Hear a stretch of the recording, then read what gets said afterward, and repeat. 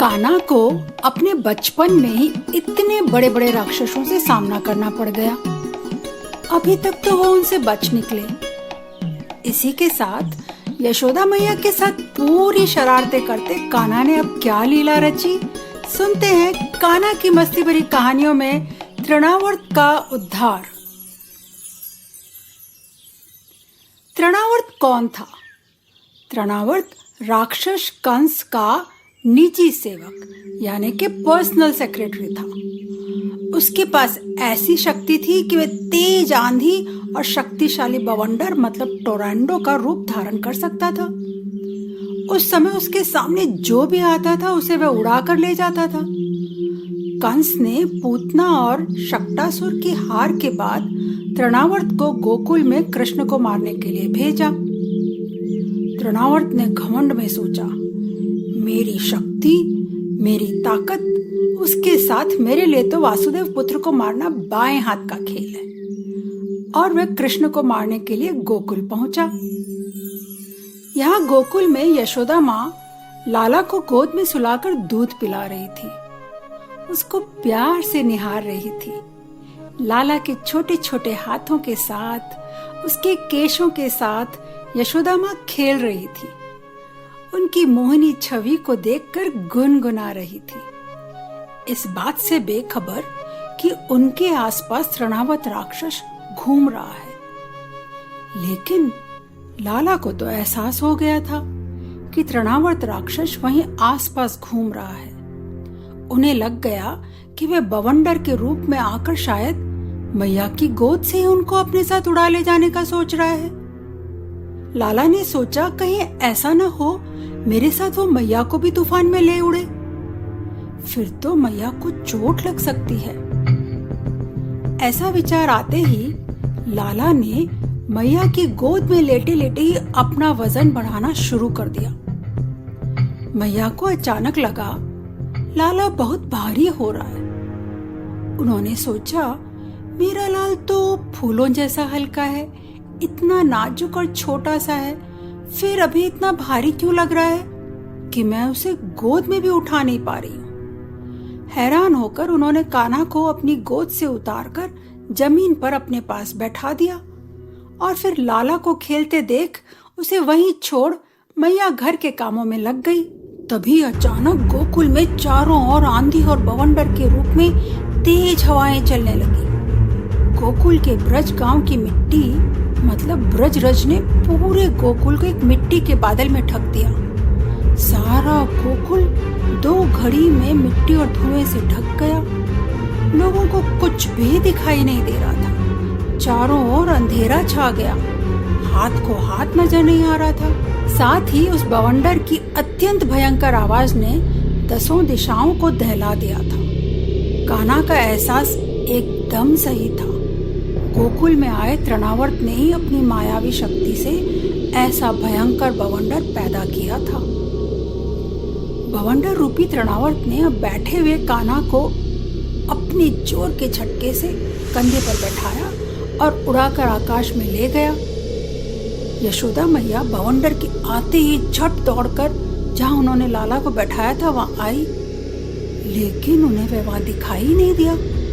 उस समय तृणावर्त ने बवंडर के रूप में इतनी बालू उड़ा रखी थी कि सभी लोग अत्यंत बौखला गए। उन्हें कुछ भी दिखाई नहीं दे रहा था। उस समय जोर की आंधी और धूल की वर्षा में अपने लाला को ना पाकर यशोदा मैया भी घबरा गई।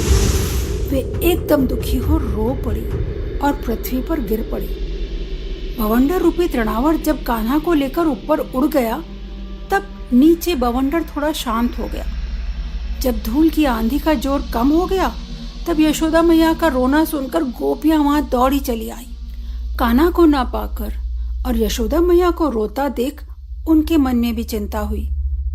गोपियों की आंखों से भी आंसू की धारा बहने लगी। इधर तृणावर्त बवंडर के रूप में जब नन्हे कान्हा को आकाश में ऊपर और ऊपर उठा ले जा रहा था तब कान्हा ने अपने आप को वजन में भारी और भारी बनाना शुरू कर दिया। तृणावर्त को लगा था कि एक नन्हा सा बालक जो वजन में हल्का होगा तो उसे उड़ा ले जाना उसके लिए एक मामूली सा काम था। लेकिन कान्हा के भारी होते हुए वजन को वह संभाल ही नहीं पा रहा था। बहुत जोर लगाने पर भी वह कान्हा को उठाए अब उड़ ही नहीं पा रहा था। तब तृणावर्त ने कान्हा को अपने कंधे से नीचे गिराने की कोशिश की, लेकिन वह गिरा ही नहीं पाया। कान्हा ने इस मौके का फायदा उठाकर अपने दोनों हाथों से उसका गला ऐसा पकड़ा कि तृणावर्त उस अद्भुत बालक को अपने से अलग ही नहीं कर पाया। उसका जोर अब शांत हो रहा था। वह धीरे धीरे नीचे बैठने लगा। उसे तो ऐसा लग रहा था कि उसने एक नन्हे बालक को नहीं बल्कि एक विशाल पर्वत को अपने कंधे पर उठा रखा हो। वह हाँफने लगा। कान्हा ने इतने जोर से उसका गला पकड़ रखा था कि उसकी आंखें बाहर निकल आई, बोलती बंद हो गई और थोड़ी ही देर में उसके प्राण निकल गए और कान्हा के साथ वह गोकुल की पथरीली भूमि पर गिर पड़ा। निराश होकर रोती हुई गोपियों ने जब देखा एक विकराल राक्षस आसमान से नीचे की ओर आ रहा है और वह एक चट्टान पर गिर पड़ा और गिरते ही उसका एक एक अंग चकनाचूर हो गया और कान्हा, नन्हा कान्हा मरे हुए राक्षस की पीठ पर बैठे हुए खेल रहा था। भयभीत और आश्चर्यचकित गोपियों ने झट वहां जाकर कान्हा को गोद में उठा लिया और लाकर उसे मैया की गोद में दे दिया। सभी भौचक्के से देखते रह गए। उन्हें विश्वास ही नहीं हो रहा था कि कान्हा मृत्यु के मुख से सकुशल लौट आया है। राक्षस उसे आकाश में उठा ले गया था, फिर भी वह बच गया। अपने लाडले कान्हा को सकुशल पाकर यशोदा, नंद, गोपियां और गोपों को अत्यंत आनंद हुआ। कुछ गोपियां यशोदा को उल्हाने दे रही थी। कैसी माँ है, कुछ कहो तो बुरा मान जाती है और वैसे एक बेटे को भी नहीं संभाल सकती। कैसे इसने तूफान में उसे अकेले आंगन में जमीन पे छोड़कर वहां से चली गई। तब यशोदा ने उन्हें समझाने की कोशिश की कि लल्ला अचानक एकदम भारी हो गया था, इसलिए उन्होंने उसे गोद से उतारा था। लेकिन गोपियां बोली, तुम ऐसे ही बहाना कर रही हो, देखो हमने भी तो लाला को अभी उठाया है, वह तो एकदम हल्का है। सभी नगरवासी आपस में बतियाने लगे। देखो तो सही, यह कितनी अद्भुत घटना घट गई।